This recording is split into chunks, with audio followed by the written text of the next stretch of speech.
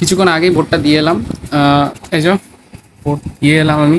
তো ভোট কেন্দ্রে যখন গেলাম, ভোট কেন্দ্রে যাওয়ার পর হচ্ছে কি যে দেখলাম যে ওইখানে বলছে সিআরপিএফ এর লোকেরা, ভোট কর্মীরা, ওরাও বলছে কি যে কেউ মোবাইল যদি নিয়ে থাকেন তাহলে হচ্ছে কি যে হয় আমাদের কাছে জমা করুন, আর না হলে হচ্ছে কি যে বাড়িতে রেখে আসুন।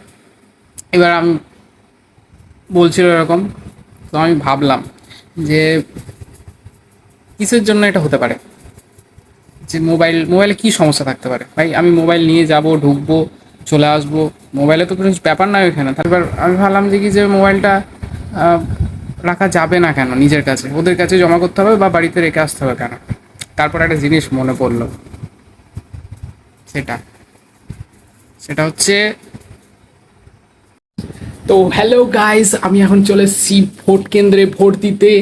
আর তো আমার প্রসেসিং সব হয়ে গেছে, আঙুলের দাগ দেওয়া হয়ে গেছে। এবার আমাকে শুধুমাত্র বোতামে টিপতে হবে। কত নম্বর বোতামে আমি টিপবো সেটা তোমরা জানাও কমেন্ট সেকশনের মধ্যে, জলদি জলদি আমাকে জানাও। আমি সেই মতোই হচ্ছে কি যে ভোটটা দেবো। তো জলদি জানাও গাইস কমেন্ট সেকশনের মধ্যে, জলদি জলদি, কারণ পোলিং অফিসাররা আমাকে বেশিক্ষণ সময় দেবে না বলেছে।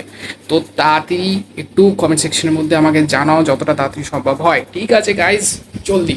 আরে দাদা, জলদি করুন, তাড়াতাড়ি ভোটটা দিন।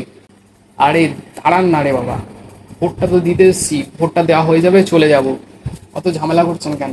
আরে এই সমস্ত লোকগুলোকে খালি ঢুকতে দেয় মোবাইল ফোবাইল নিয়ে, এইসব ইনফ্লুয়েন্সার, তারপরে ইউটিউবার সব ঢুকে পড়বে, এদের জন্য যত সময় আমাদের নষ্ট হয়।